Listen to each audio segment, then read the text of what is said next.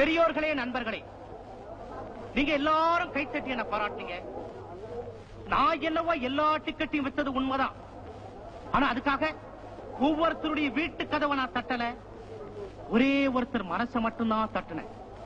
அந்த ஒருத்தரே எல்லா டிக்கெட்டையும் வாங்கிக்கிட்டு பெரிய மனதோட ஒரு பெரிய தொகையை நமக்கு அன்பளிப்பா கொடுத்திருக்கார். அதனால எனக்கு கிடைச்ச இந்த பாராட்டுதலும் கைத்தட்டலும் நிச்சயமா அவரைத்தான் போய் சேரணும். அருமை பெருமகன் என் இனிய நண்பர் ராஜா மேடைக்கு வருமாறு உங்கள் சார்பாக அழைக்கிறேன். போங்க ராஜா, போங்க. வாங்க ராஜா. போங்க ராஜா, போங்க. என்னங்க அவரோ சொந்த காசை கொடுத்து மாலை வாங்கி போட்டுக்கிறான். புகழ் உங்களை தானா தேடி வருது. போங்க போங்க போங்க. வருகிறான், இதோ வருகிறான்.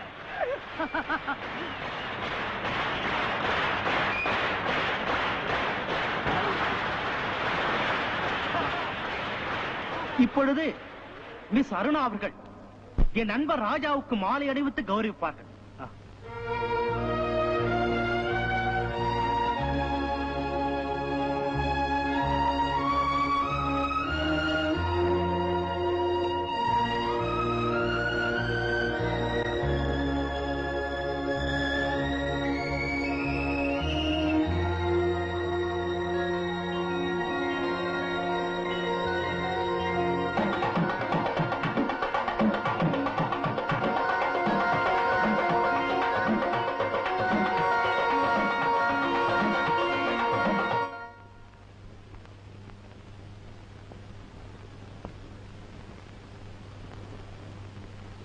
தன்னை யாருன்னு காட்டாமலே நன்மை செய்யறவங்கள தெய்வம்னு சொல்லுவாங்க. ஏழைகளுக்கு இரக்கம் காட்டுறத வியாபாரமா நினைக்கிற இந்த காலத்துல அது வியாபாரம் இல்ல, ஒவ்வொரு மனிதனுடைய கடமைன்னு எடுத்து காட்டின ராஜாவுக்கு உங்கள் சார்பாகவும் அனாதை இல்ல குழந்தைகள் சார்பாகவும் நான் மனசார பாராட்டுகிறேன். ராஜா அருமையா பாடுவார். அது தெருவோ வீடோ இரவோ பகலோ தன்னை மறந்து பாடும் பழக்கம் அவருக்கு உண்டு. நான் ராஜாவை பாடும்படி அழைக்கிறேன்.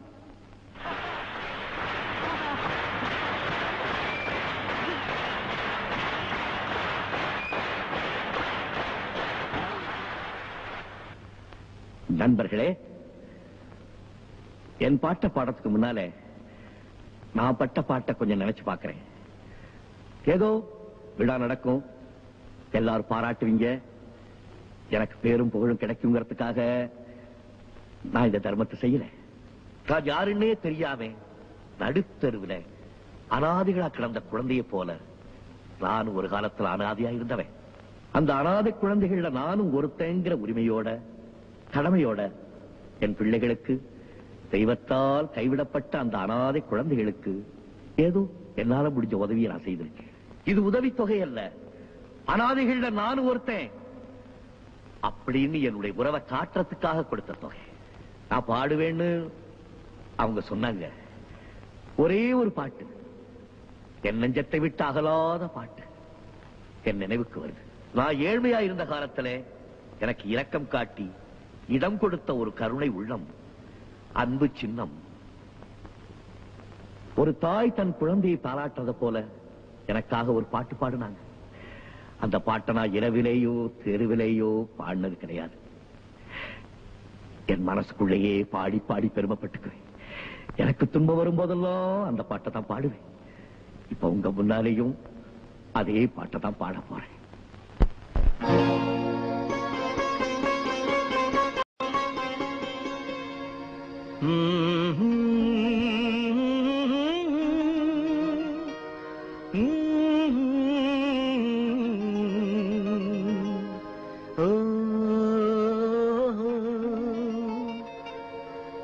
செல்வமே ஒரே முகம் பார்க்கிறேன் எப்போதும், ஒரே குரல் கேட்கிறேன் இப்போதும், ஒரே முகம் பார்க்கிறேன் எப்போதும், ஒரே குரல் கேட்கிறேன் இப்போதும்.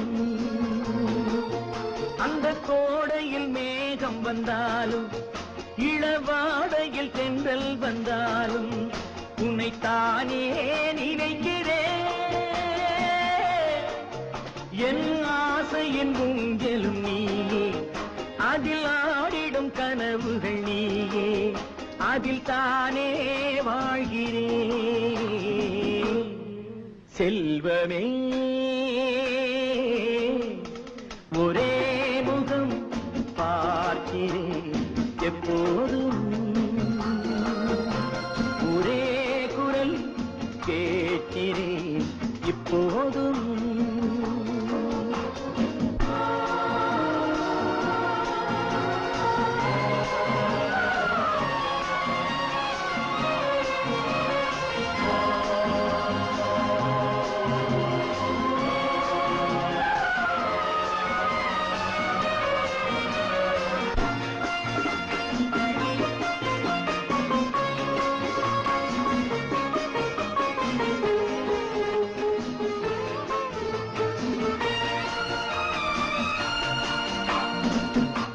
நான் பாடும் கீதம் நீ தந்த ராகம், நீ சொல்லும் பாடம் என் வாழ்வில் வேகம். நாள்தோறுமே ஆதாரமே நீ அல்லவோ, நாலாயிரம் ஆராதனை நான் செய்யவோ. செல்வமே ஒரே முகம் பார்க்கிறேன் எப்போதும், ஒரே குரல் கேட்கிறேன் இப்போதும்.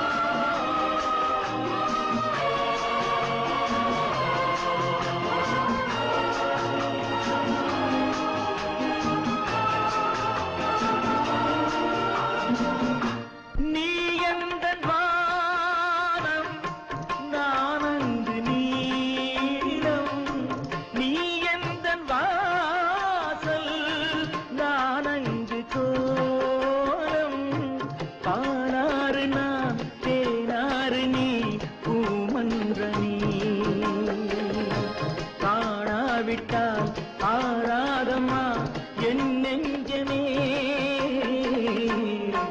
செல்வமே ஒரே முகம் பார்க்கிறேன் எப்போதும், ஒரே குரல் கேட்கிறேன் இப்போதும்.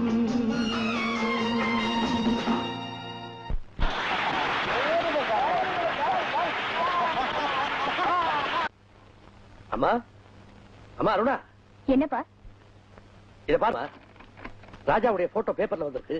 நீ நடத்தின விழாவுக்கு டிக்கெட் எல்லாம் அவர் தான் வாங்கியிருக்காரு. எனக்கு எவ்வளவு பெருமையா இருக்கு தெரியுமா?